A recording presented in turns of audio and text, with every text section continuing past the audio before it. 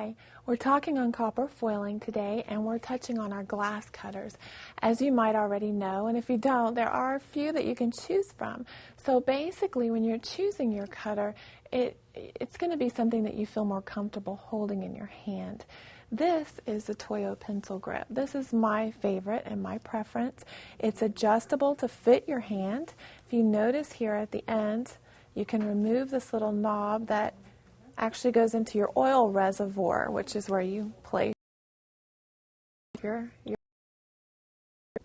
but it has little removable parts right here that you can adjust to fit your hand. This can be turned around and it'll fit a longer hand, such as mine, or you can make it even longer by placing that part over there.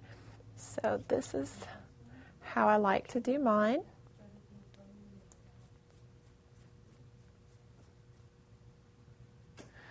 And that actually allows me to hold this where it's in the crevice of my thumb and my forefinger. You would hold your finger right up alongside the swivel edge, which your cutter is on. And as you go to cut your glass, remember, always start at the end of your glass. Like here, you would not start right here, you'd start at the edge. And you apply some pressure. You can use another finger to guide you if you need to. And just go ahead and cut and run this all the way out to the end.